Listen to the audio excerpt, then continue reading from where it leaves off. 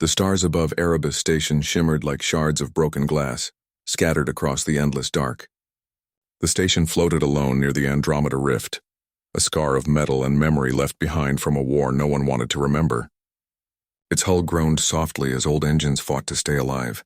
Once, this outpost had been the pride of the United Earth Fleet, a fortress built to guard the frontier.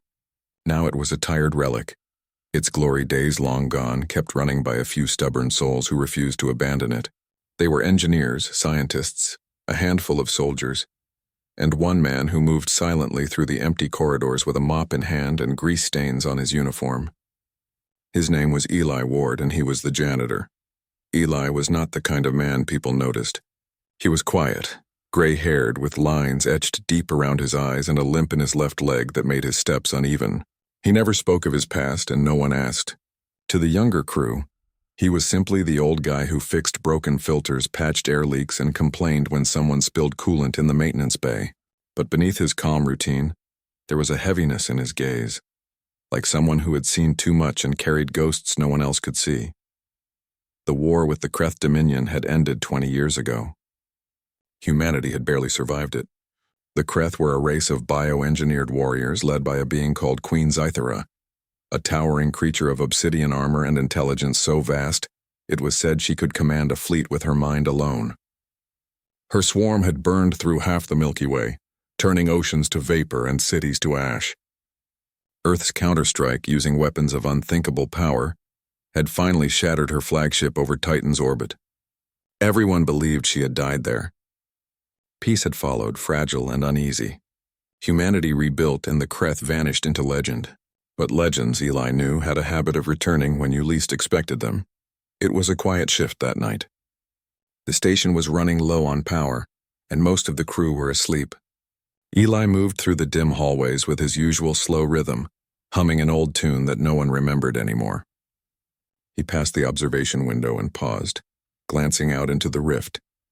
The view always made him feel small, a swirling sea of purple and black energy, a wound in space that pulsed faintly like a living heart. Scientists once said it was harmless, just a gravitational anomaly. Eli never believed that. Nothing that alive-looking could ever be harmless. He was about to move on when the lights flickered. The soft hum of the station system stuttered, then rose to a scream as every alarm in the building blared at once. Red lights flashed across the corridor and the air filled with the shrill voice of the central AI. Warning. Gravitational surge detected. Rift activity rising. All crew to emergency positions. Eli froze, heart thudding in his chest. The rift was expanding, twisting, glowing brighter, forming a shape that shouldn't have been possible. He could see it now through the window. A tear opening wider, lines of violet energy spreading like cracks in glass. Something was coming through. On the command deck, Captain Mira Chen sprinted to her chair, barking orders. The bridge shook under her feet as systems overloaded one by one. "Shield up. I want every scanner online now," she shouted. A young officer at the radar console paled. "Captain, it's a ship." "No, it's a fleet." The air went still. Then from the heart of the rift, a vast shape emerged, darker than shadow, rimmed with spines of glowing crystal. It was beautiful in a terrible way, alive and wrong. The hull pulsed like muscle, and rivers of molten light ran across its surface. Even before the scanners confirmed it, everyone knew what it was. The Kreth had returned. Panic swept the bridge. Officers scrambled to send distress calls, but communication systems were jammed. The enemy fleet spread across the stars like a swarm of insects, thousands of living ships swarming in formation. At the center of it all hovered one colossal vessel, black as death, carved with the same runes humanity remembered from their nightmares. And then the voice came, filling every speaker, every frequency, every mind on the station. "Humans," it said, smooth and cold, echoing like thunder across the void. "The war is not over. Kneel or burn." There was no mistaking that voice. Queen Zythera, alive and furious. Her return shattered the fragile peace that had held for 2 decades. Across the bridge, soldiers whispered prayers or curses under their breath. Captain Chen stood frozen, the color draining from her face. The Kreth had found them, and Erebus Station, old, broken, underpowered, stood between the swarm and the heart of human space. Down in the maintenance deck, Eli felt the tremor of the first impact. He set his mop aside and looked up as dust drifted from the ceiling. Through the loudspeakers, the captain's voice crackled. "All hands prepare for combat. We're under attack." He took a deep breath and muttered, almost amused. "Figures. The one day I cleaned the coolant lines." Then slowly, he walked deeper into the maintenance corridor. His limp was more pronounced now, but his pace never faltered. The lights flickered again as he passed an old metal door sealed with warning signs so faded they were almost unreadable. The letters still said one thing clearly: Project Goliath, authorized personnel only. No one else on the station even knew the door existed. It had been sealed since before most of them were born. But Eli knew every bolt, every weld, every code. He placed his hand against the console beside it. For a long moment, nothing happened.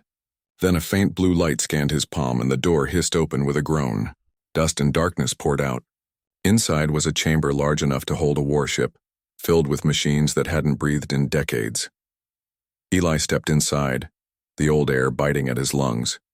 In the center of the room stood a massive sphere of dark alloy, webbed with scars from old battles.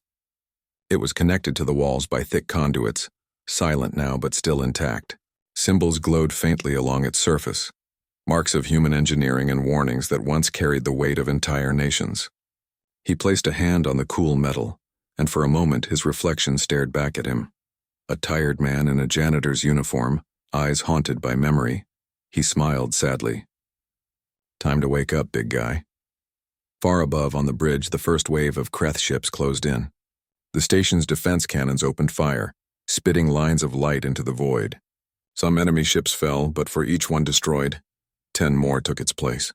The crew screamed as the shields buckled. Queen Zythera's voice returned, full of cruel delight. "You cannot hide behind your ruins. Humanity dies tonight," and then suddenly, the lights dimmed, not from damage, but from something deeper. Something old and powerful reawakening beneath them. Eli connected a small device to the core, a tool that looked too advanced for a janitor to carry. His fingers moved across the controls with practiced ease. He wasn't cleaning anymore. He was bringing something back to life. The machines around him began to hum. Old power lines lit up with white fire. The sphere's surface shimmered and the air itself vibrated. Somewhere deep inside the metal, something enormous stirred, like a sleeping giant rolling over. "Easy now," Eli whispered. "Let's not blow the roof off just yet." His voice was calm, but his heart was pounding. He hadn't touched this thing in 20 years, not since the day they swore to bury it forever. Back then he had been someone else, someone important. Chief Weapons Architect Elias Ward, the man who had designed humanity's last and most dangerous weapon. But no one remembered that now. They just saw a janitor. Above, Captain Chen felt the deck rumble.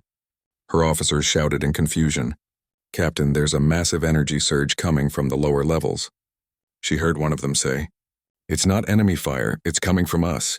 Then the station began to change. Massive plates shifted along its hull. Sections that had been sealed for decades opened like petals. Energy radiated from deep within, lighting up the darkness of space with a pale blue glow. The old fortress was awakening piece by piece. Queen Zythera watched from her flagship. For the first time in her long reign, she hesitated. "Impossible," she hissed. That weapon was destroyed, but she knew the shape forming before her eyes. She had seen it once before, on the day her first swarm died. A day burned into her memory with terror and fire. And deep inside the reawakening station, Eli's voice came through the comm channel, rough but steady. "Guess I missed a spot," he said, and reached for the final command. Then the ancient machine spoke in a voice that shook the void. "Goliath online."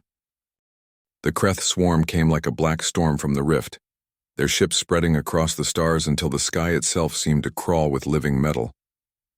The first blast struck Erebus Station with thunder that shook every deck. Sirens screamed and red lights flared through the halls as humans ran to battle stations.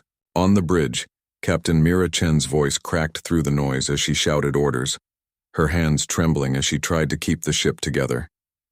"Fire everything we've got. Shields at maximum," she yelled.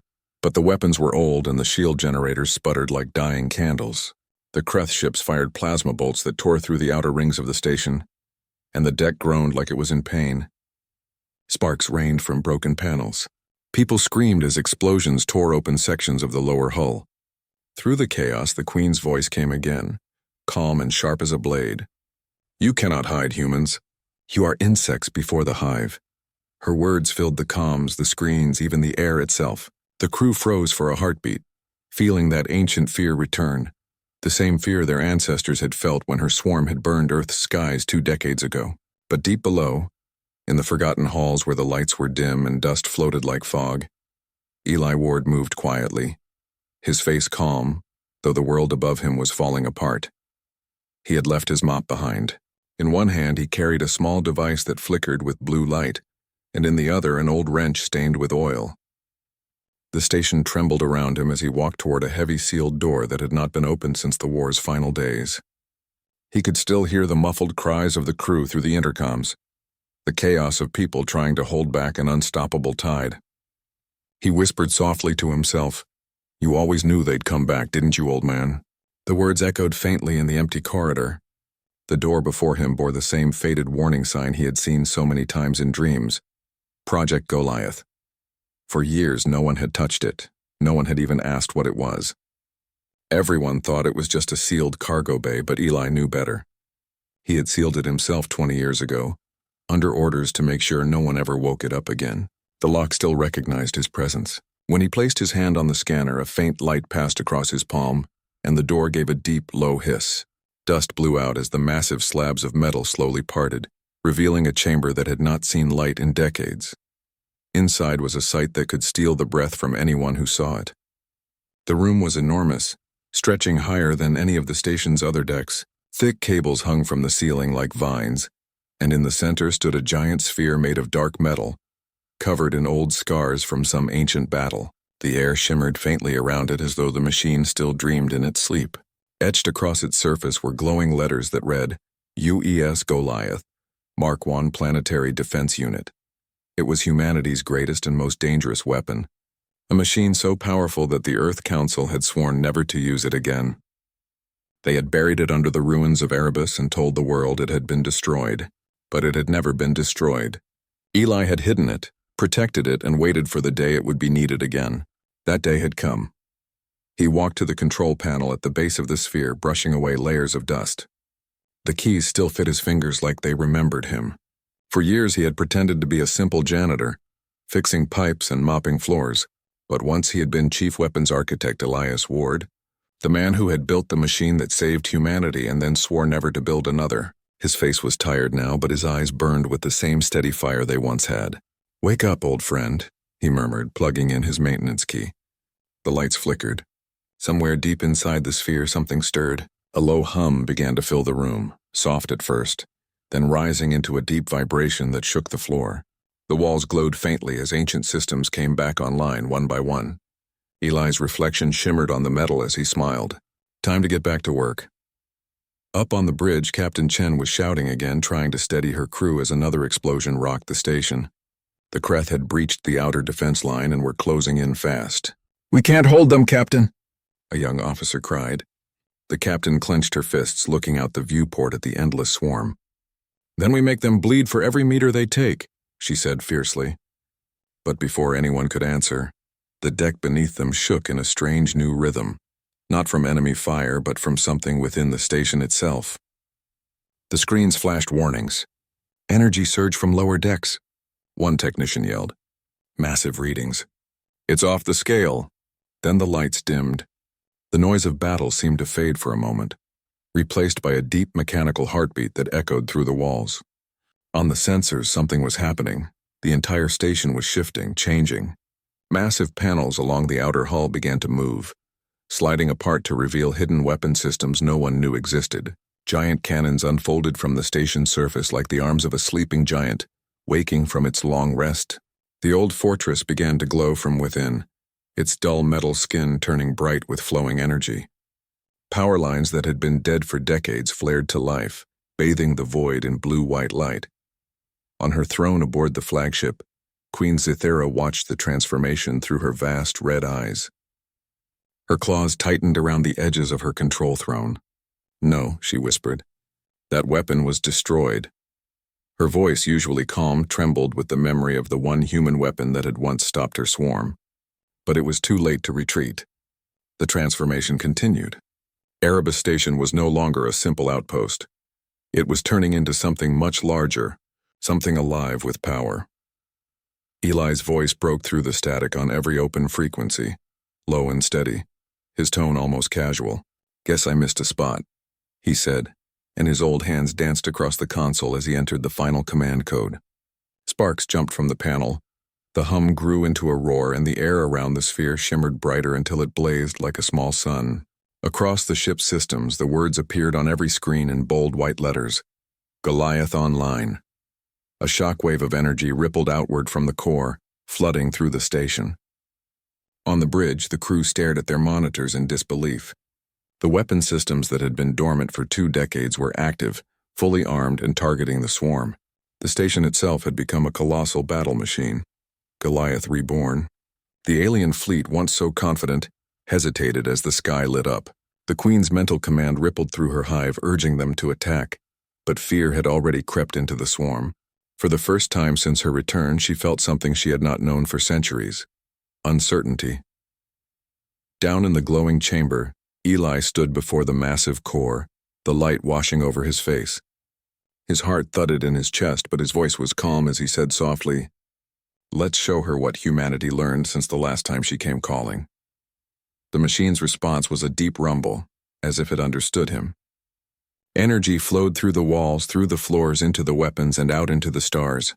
Above, Captain Chen gripped the edge of her console, staring in awe as her ship's systems came alive on their own. "Who's doing this?" she asked. "Who's down there?" Then she heard his voice over the comm. "Just the janitor," Eli said, and the bridge filled with stunned silence. Outside, the swarm began to move again, rushing toward them in a wave of black wings and burning plasma. But Goliath was awake now, and the old fortress of humanity was no longer defenseless. The battle for the stars was about to begin, and in the dark heart of the station, the man once forgotten as a janitor stood tall again, the weight of 20 years of silence falling away as he prepared to face the storm he had always known would return. The void outside Erebus Station erupted into chaos as the Kreth swarm surged forward like a tidal wave of dark wings and burning claws, their ship screeching across the stars with a hunger that had slept for 20 years and returned stronger than ever. But the old station was no longer alone, no longer weak, because Goliath had awakened in a storm of blinding blue light, its ancient cannons glowing like newborn suns as they charged for the first time in decades. The first blast shook the galaxy, a beam so bright it carved through the swarm in a straight line, splitting a dozen ships in half with one impossible strike, the explosion reflecting across the Queen's towering flagship. Eli felt the vibration of the shot through the walls, through his bones, through the core itself as he stood in the glowing chamber, sweat rolling down his face but his hands steady, because this was the moment he had feared and prepared for ever since the day they sealed this machine away. Above him, the entire station trembled as Goliath fired again and again, the cannons roaring like thunder, each blast tearing through Kreth armor and sending burning debris drifting into the darkness. On the bridge, Captain Chen stared at the battle through the cracked windows, unable to believe her eyes as the swarm broke apart under the station's sudden strength. Her crew shouted updates, their voices shaking with disbelief and rising hope, because for the first time since the rift had opened, humanity was striking back, not with fear, but with fire. Yet the fight was far from over. The Kreth were not just machines or beasts. They were living weapons bound to the will of the alien queen herself, and she felt every ship's destruction like a lash across her mind. Furious, she gathered her fleet and released a mental scream that made the swarms tighten formation and dive toward Erebus Station all at once, a storm of claws and molten plasma crashing against Goliath's shields until the entire station trembled, like it was about to tear apart. Eli gripped the console with one hand, feeling the stress building in the core, knowing this level of power could tear the station apart if he wasn't careful, but also knowing that without pushing Goliath to its limit, they wouldn't survive at all. He whispered under his breath, "Come on, old friend, just a little more." And the machine responded with a rising hum, glowing brighter as it channeled more power into the cannons. But the Queen was not finished. Her flagship, larger than any other vessel in her hive, like a black mountain floating through space, descended toward the station, its hull shifting like liquid metal as it unfolded massive tendrils tipped with burning shards. With a deafening blast, the Queen sent those tendrils shooting forward, piercing through the weakened outer hull of Erebus, ripping open corridors and sending humans flying into the void. On the bridge, Chen screamed for damage reports as fire burst from the ceiling. Sparks raining down on the officers, the station groaning like a wounded animal. More tendrils cut deeper, and Kreth warriors swarmed inside, their body armor gleaming like obsidian glass and their glowing eyes hunting for anything that moved. Down in the lower decks, Eli heard them coming even before he saw them. Their clawed feet clicked on the metal floor, their shrill breaths echoing through the dark halls. He picked up an old plasma rifle hanging on the wall, a weapon he had hoped never to use again, and stepped into the corridor.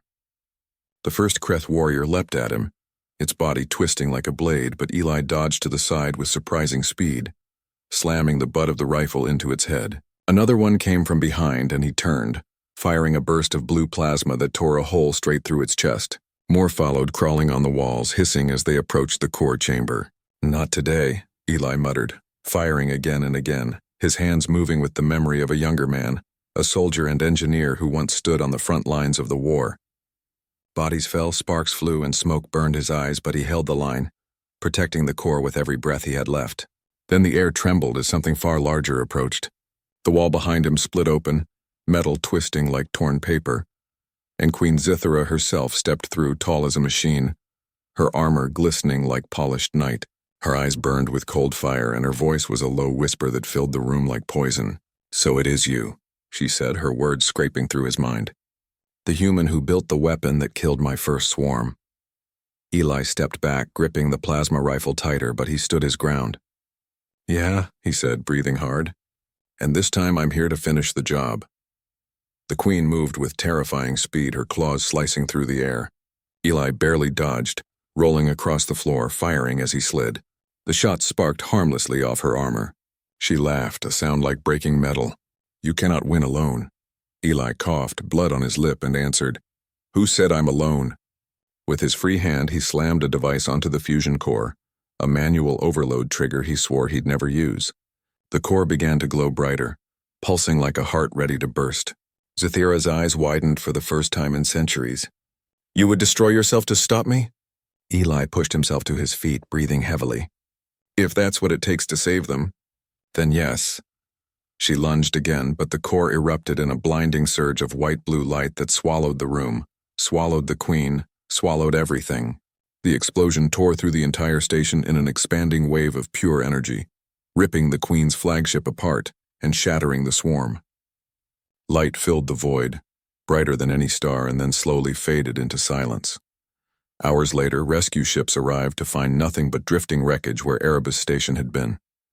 Debris floated in the quiet dark, all that remained of the battle.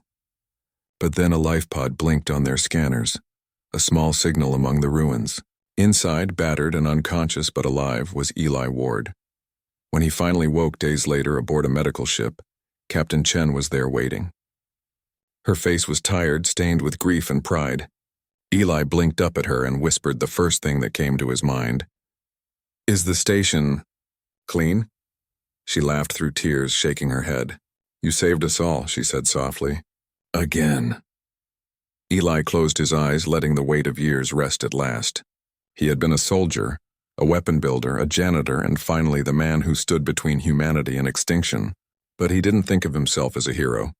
He was just someone who fixed things, even when the thing he needed to fix was the galaxy itself.